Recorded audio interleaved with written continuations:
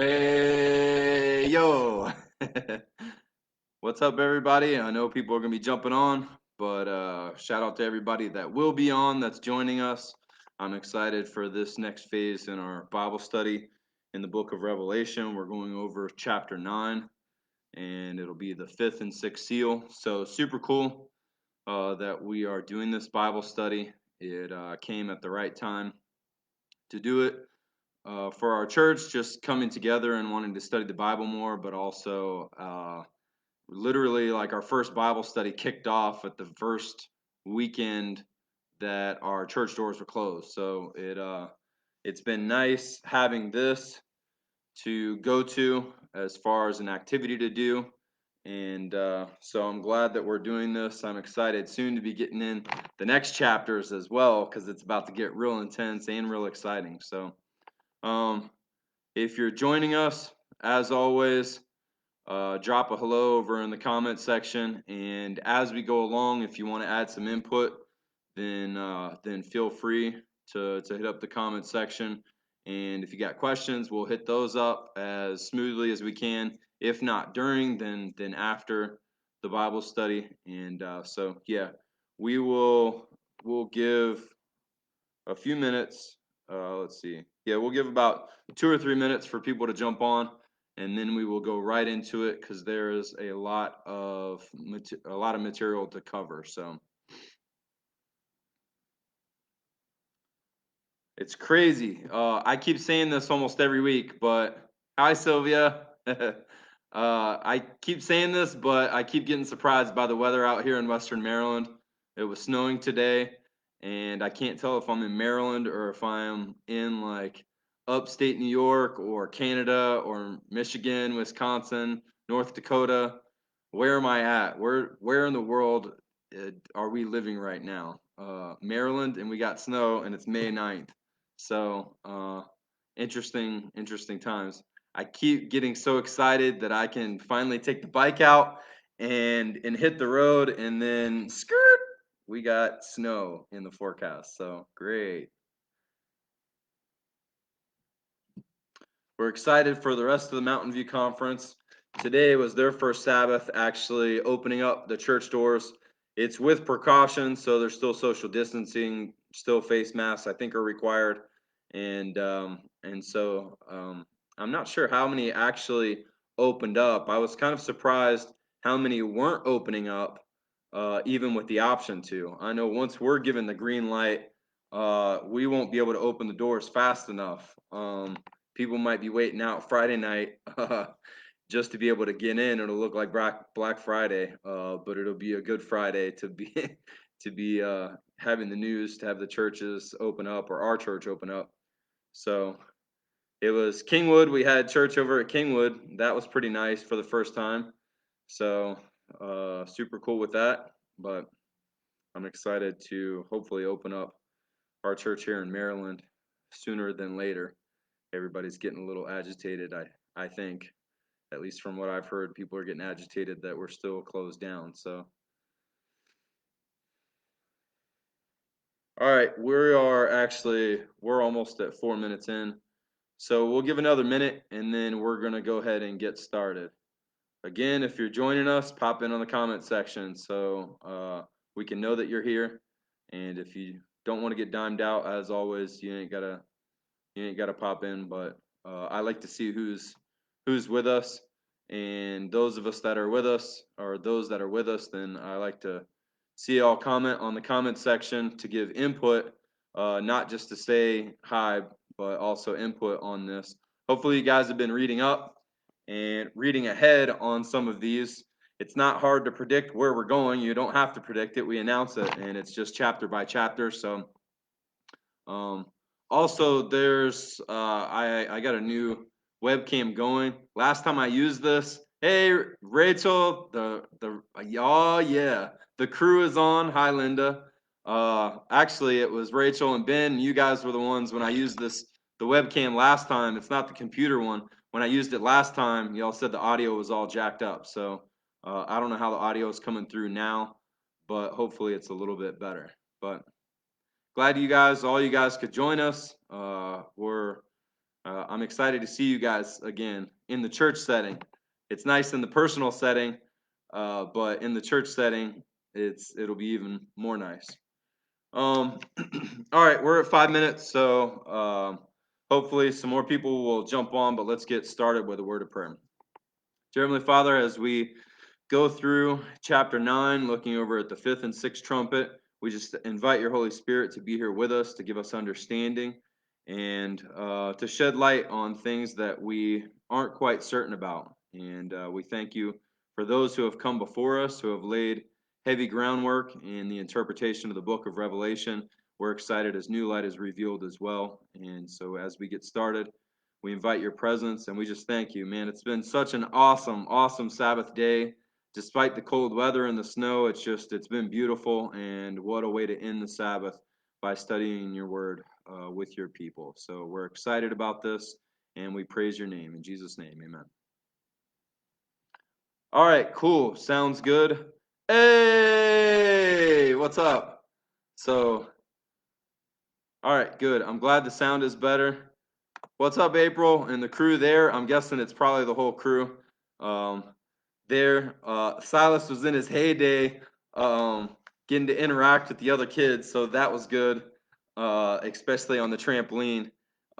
Even before he got pummeled by Maddie, that was hilarious. But he had a fun time over playing with everybody. So, all right.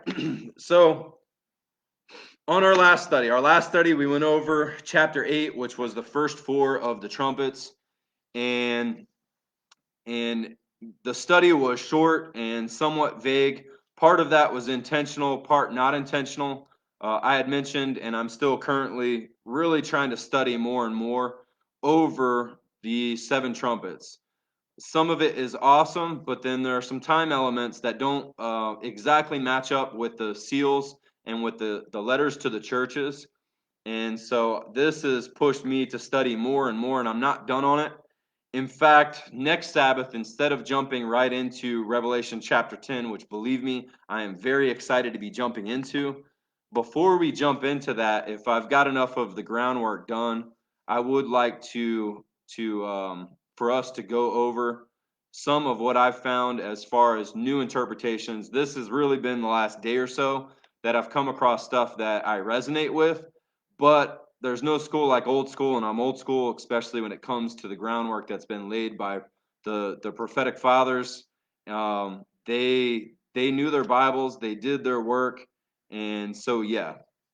Um, Up until yesterday I kind of didn't change my mind on things, but I was excited about some of the information that I found. But before that, looking at the more modern interpretations of the seven trumpets, I have been completely unimpressed. They are imprecise. They've got no problems using a wide range of intellectual and spirit experimentation and using terms like secularism, rationalism, skepticism, humanism, nationalism, communism, emotionalism, and all these other isms to explain much of the fifth and sixth trumpet, and it's unimpressed or unimpressive. And so I haven't really given much note to a lot of the modern interpretations, especially in Uriah Smith's interpretation of all seven trumpets. Man, the seven trumpets describe specific historical events, beginning with the demise of the the demise of the Roman Empire, and then blast after blast. Uriah Smith offers this succession of historical events, and he offers a tried and true interpretation. And until we can come to a better interpretation or a better understanding, if there is one, then I stand firm on his interpretation. So I wrote that part earlier this week. Like I said, I was kind of looking at some of James Rafferty and Ivor Meyer's take on the seven trumpets and how they really fit it together with the seven seals and the letters to the seven churches. And I will say I have been impressed, but I haven't finished that study yet. So I'll be excited to go through that this next week. And if I get enough of the information and it makes sense to me. Then we might do that next Bible study. We'll go over the seven trumpets again as a whole, but the more modern interpretation that at least makes sense and doesn't kind of spiritualize everything. If it ends up not making sense, then we're skipping that and beelining it straight to Revelation chapter 10, which all of us should be excited about because that's a super sweet chapter and it means a lot to Seventh-day Adventists. So, all right, to kind of recap as quick as I can, those first four trumpets in Revelation chapter 8, the first trumpet we had Theodosius, who is the Roman Empire. After his death, the tribe of the Goths under the leadership of Alaric went to war with the Roman Empire. That first invasion really ravaged the Eastern Empire. Hail, fire mingled with blood represented the Western Empire, and it represented the terrible effects of this Gothic invasion. So the hail basically was representative of the direction which the northern tribe of invaders came from. The fire was the destruction by flame of both the city and the country. The blood was the terrible slaughter of the citizens by the Gothic warriors during those first 4 years that the Goths ravaged Italy. And then this was the first Teutonic incursion into the Roman Empire that played such an important role in its final downfall. So that was the first trumpet. Then the second trumpet blasts. And under the leadership of Genseric of the Vandals, they invaded North Africa, they invaded Italy, they established a kingdom centering around Carthage, and then it was from there that they dominated the Western Mediterranean. They dominated with Navy pirates. They pillaged the coast of Spain, Italy, and some of Greece, and they were constantly attacking. Uh, what's up, Kevin? Greetings from a COVID survivor. Oh yeah. Um, I want to get more into that. That's an interesting way to introduce yourself.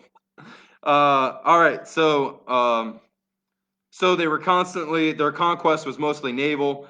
Genseric's triumphs were matched with the description that they were like as a great mountain burning with fire cast into the sea, which is taken directly out of the text through the second trumpet. Then we have the third trumpet blasting. And here we see the desolation or the desolated wars and furious invasions of Attila of the Huns against the Roman power in the 5th century. Now, Attila is described as a warrior who might be compared with as a blazing meteor, whose course would be singularly brilliant, who would appear suddenly like a blazing star, which that's in the text for the third trumpet, and then disappear like a star whose light was quenched in the waters. Now, the Huns invaded portions of the Roman Empire that abounded in rivers and streams, specifically the regions of the Alps and where the rivers flowed down into Italy. So the text mentions wormwood. Wormwood denotes bitterness, and Attila's scourge his scourge upon his enemies, and the terror of his reign was known as bitterness to the enemies. Hi, Mary Jane and Floyd. What is up? So they wreaked havoc in various regions of the Roman Empire. Their devastations earned them a name in history that is synonymous with the worst slaughter and destruction. So then we had the fourth trumpet blasting away. And in that fourth trumpet, we understand that this trumpet symbolizes the career of the first barbarian ruler of Italy, Odoacer, who was intimately connected with the downfall of Western Rome. So Odoacer he was from the Haire. They invaded Western Rome, resulting in the removal of the Emperor Romulus Augustus in in 476 A.D. And the transfer of the capital then went from Rome to Constantinople. Now this was followed up by the Ostrogoth king Theodoric, who conquered Italy and also ruled. And this was followed up by the removal of the consulship by Justinian in 554 AD, followed by the removal of the Senate under General Belisarius after the Goths defeated them in 553 AD. So the symbols in the Bible that had mentioned under the fourth trumpet, the symbols of the sun, moon, and the stars a third being dark, and described in this fourth trumpet blast are symbols of the great luminaries of the Roman government, specifically the emperor, the senators, and the consuls. So that, in as quick of a nutshell as possible, maybe it took too long, was those first four trumpets that we had went over. Now, again, that is the traditional Adventist interpretation of those four trumpets, and we will continue on with the traditional Adventist interpretation as we get into chapter 9 here of the fifth and sixth trumpet. And if you stay with us till the end, I'll talk a little bit more about why more modern scholars have departed from the traditional Adventist interpretation of this. And while I have been completely negative about it, and I mentioned that at the beginning of this, there are reasons for it, and I'll investigate more to see if those reasons are, if there's any validity to it, at least for my opinion. And again, I'm no scholar in all of this. A degree doesn't mean you're a scholar in stuff, especially if it's a bachelor's degree. No offense to everybody that's got bachelor's degrees, but it doesn't mean you're an expert in a certain field. And the majority of all footwork that each of us have to do doesn't come from a classroom. It comes from personal Bible study. And so I'll be getting more into the seven trumpets. And if you stick around till the very end, if I ever stop running my mouth about all of this, if we get to the actual end, then I'll explain that in detail, and then I'd love to hear your comments about it. So, all right, picking up where we left off. The whole ninth chapter of Revelation is dedicated to the fifth and sixth trumpet. So the Roman Empire declined, and basically it declined just as it had risen, which was by conquest. And the Saracens, and the Turks were the instruments by which a false religion became the scourge of an apostate church. So hence, the fifth and sixth trumpet are not only described as trumpets, but we'll also see that they're described as woes, specifically the first two of three woes. The fifth, sixth, and seventh trumpet are the three woes. So, reading a quote real quick, it's page 451 from Uriah Smith's book, Daniel and the Revelation. He states, "There is scarcely so uniform an agreement among interpreters concerning any other part of the apocalypse as respecting the application of the fifth and sixth trumpets or the first and second woes to the Saracens or the Arabs and the Turks. It's so obvious that it can scarcely be misunderstood." Those are some powerful words there. Instead of a verse or two designating each, the whole of the ninth chapter of Revelation, equal proportions, is occupied with a description of both. So just to kind of wrap a small insert of the context, getting into this fifth trumpet, there was a letter that was written from a citizen in Mecca, and the letter made its way into the hands of the Persian monarch Chosroes. And in this letter, there was an invitation to acknowledge Muhammad as the apostle of God. So the citizen of Mecca is appealing to the emperor or the king of Persia to recognize Muhammad as the prophet of God. And the Persian monarch basically rejected the invitation, and he tore the letter in half. And when the author of this letter from Mecca, when he heard about what Chosroes did, he exclaimed, "It is thus that God will tear the kingdom of Persia." So with that, let's get right into Revelation chapter 9, verse 1. And we see, "And the fifth angel sounded, and I saw a star fall from heaven unto earth, and to him was given the key of the bottomless pit." Let me catch up here. Key to the bottomless pit. All right, so a star is seen falling from heaven unto earth. Now, if that sounds familiar, it should sound familiar. And there's a lot of the language in chapter 9 that Uriah Smith and other commenters back in his day and even earlier, they took each verse and then they looked to see where that was being fulfilled in history past and present. And so some of the more modern commentaries and scholars, they see a lot of Old Testament and New Testament language being used in Revelation chapter 9.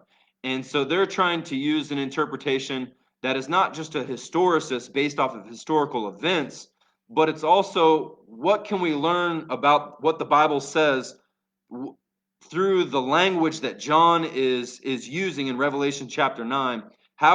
Where else in the Bible does it describe these type of events? And that's in line with letting the Bible interpret itself.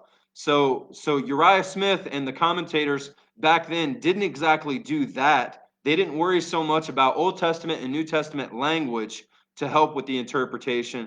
They took the symbols of Revelation chapter 9 and then looked for the historical fulfillments in it. And so that's why it's so precise in the language of describing each of the verses, but technically they don't take from New Testament, Old Testament language where some of this language is used in other parts of Scripture, and that is one thing that the more modern interpreters do. So again, we'll go over that. But a star is first seen falling from heaven unto earth. This star was Chosroes, who we had talked about, the king of Persia, and he was overthrown by Heraclius, the emperor of the east. His fall, and remember also the first four trumpets, through the traditional Adventist interpretation of this, the first four trumpets were judgments upon Western Rome.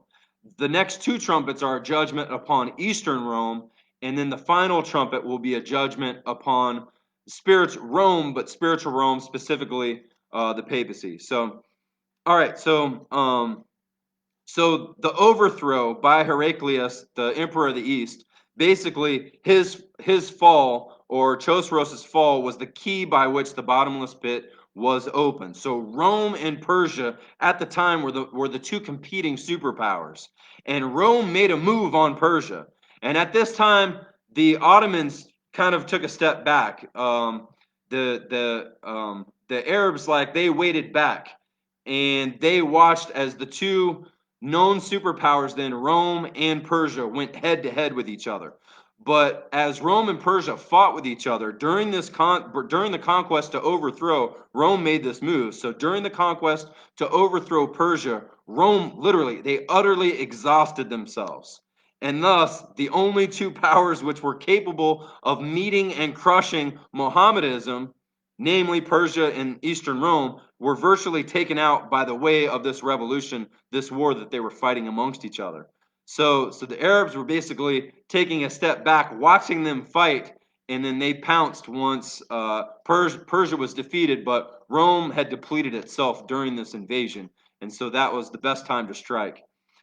All right, look at verse 2. And he opened the bottomless pit, and there arose a smoke out of the pit as the smoke of a great furnace. And the sun and the air were darkened by the reason of the smoke of the pit.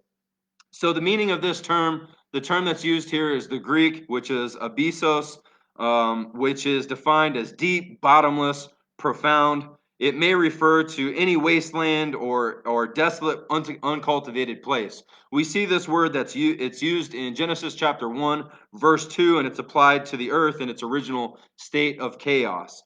So in this instance where it's used, it may be appropriately symbolized by the unknown wastes of the Arabian desert, from the borders of which issued the hordes of the Saracens like swarms of locusts, where poured forth great smoke.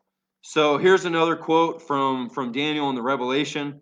The noxious and deadly vapors represented the dark and delusive doctrines propagated by Muhammad and his fanatical followers, which arose and spread as suddenly as smoke arises out of a pit, the smoke of a great furnace. Doctrines of which darkened the light of heaven. After losing his empire, the Persian king Chosroes was murdered in the year 628.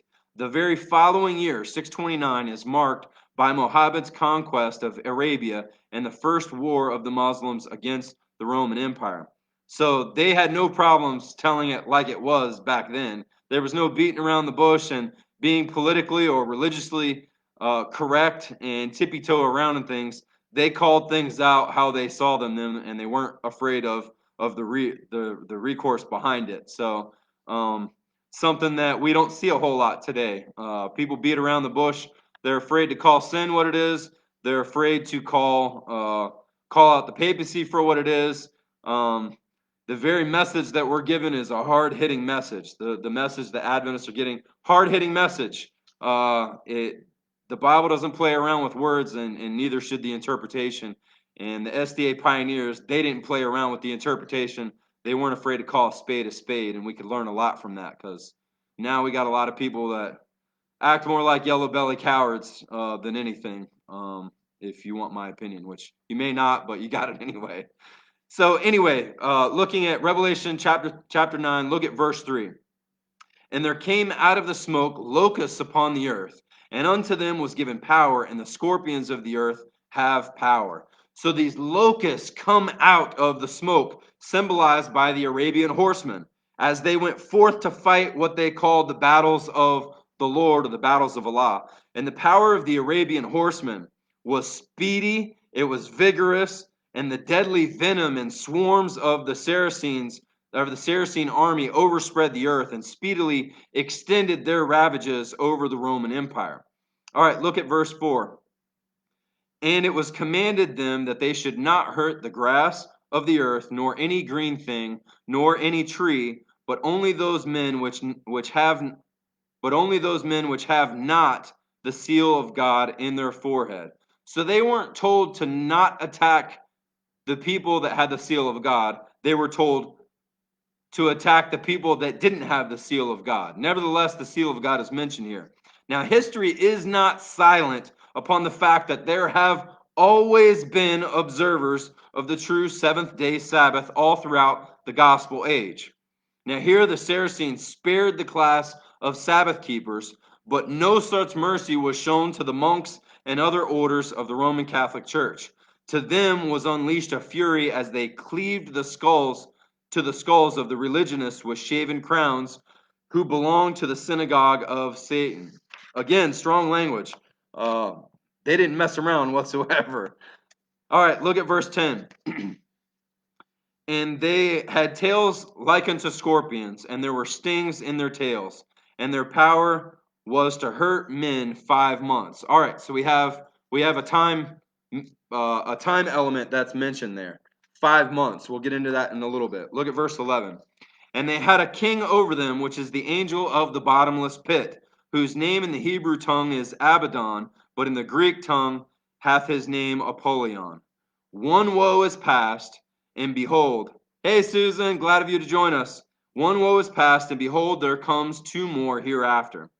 So the conclusion naturally follows that 5 months, or if you break that down for a day for a year principle, it comes out to be 150 years of torment must have taken place under this Ottoman power after its consolidation into a kingly government.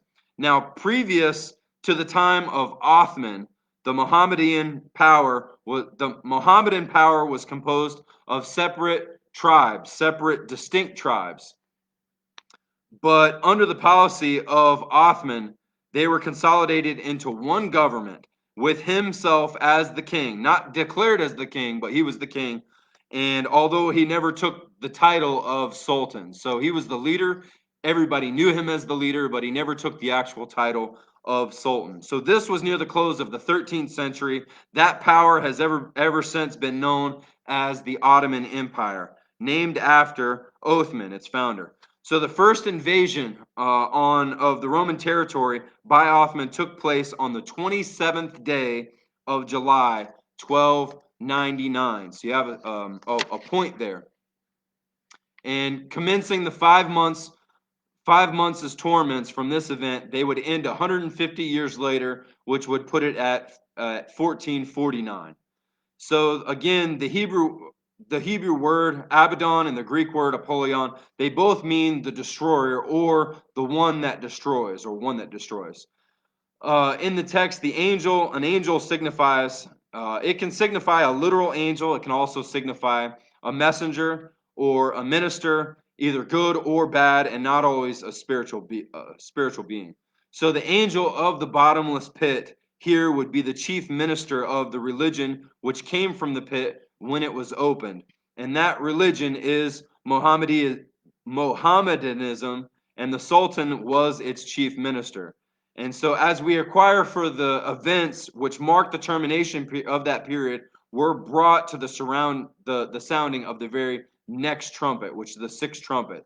So just to highlight as quick as possible, of the fifth trumpet, you have the Saracen invasion of Eastern Rome by the Mohammedan hordes from 1299 to 1449, which is 150 years or 5 months, 5 prophetic months. One more quote before we get into the sixth trumpet from Daniel and the Revelation. No more descriptive prophecy can be found. No more descriptive prophecy can be found in all of the Bible. The blast of the fifth trumpet was fulfilled in the rise and progress of the areas. Arabia has been called the pit of the abyss because of its deserts and empty areas. It was here that Mohammedanism, I should be able to get that by now, arose and spoke like a smoke. This false and fanatical faith threatened at one time to obscure the light of the gospel. I can't say it enough. They didn't mince words, and they didn't mind calling out what they felt to be error. All right, getting into the sixth trumpet, which starts in chapter 9, but it starts in verse 14, goes all the way to the end of the chapter. And the sixth angel sounded, verse 13, and I heard a voice from the four horns of the golden altar, which is before God. So that's an important thing. We won't get into it now, but again, there are some key words, key phrases that are used that actually show us the possible aspects of interpretation. Here we have a golden altar, horns of the golden altar, which is before God. So we see the holy place. It's an article in the holy place. All right, in verse 14, saying to the sixth angel, which had the trumpet, loose the four angels which are bound in the great river Euphrates. So that when the sixth angel sounded, this voice was heard saying, loose those four angels which are bound in the great river Euphrates. Now the river Euphrates here must be taken for a symbol of that kingdom of which the principal river, which was the Ottoman or Turkish Empire. So the four angels are supposed to mean the four chief sultans of which that empire was composed. These sultans were Iconium, Aleppo, Damascus, and Baghdad. These were loosed, that is to say that they were to have thereafter not simply the power of tormenting, but of destroying. So this was accomplished by the following events. When the very last emperor of the Greeks, John Pelagiologus, died, leaving no children, then Constantine Diocosis succeeded to the empire. But he would not venture to ascend to the throne without asking the consent of Amurath, the Turkish sultan. Thus he was virtually surrendering his power into the Turkish hands. So a voluntary surrender of his power into the Turkish hands. And this was the very year when the 150 years of the preceding trumpet had ended, namely 1449. So Amurath was succeeded by Muhammad II in 1451, who set his heart on destroying or making a complete conquest of this division of the Roman Empire by taking its capital, the very city of Constantinople. The siege commenced on April 6th, 1453, and the city was then taken on the 16th of May following. So the eastern seat of the Caesars thus became the seat of the Ottoman Empire and had so remained to this day. All right, look at verse 15. Verse 15 states, and the four angels were loosed, which were prepared for an hour, and a day, and a month, and a year. So we have another time element here, which we need to pay attention to, but we'll get into that. For to slay the third part of the men. So the principal subject for the exposition under this trumpet is the prophetic period that's brought to view in this verse, if it is a prophetic period. So under the traditional SDA belief or view of the seven trumpets, especially the sixth trumpet, this is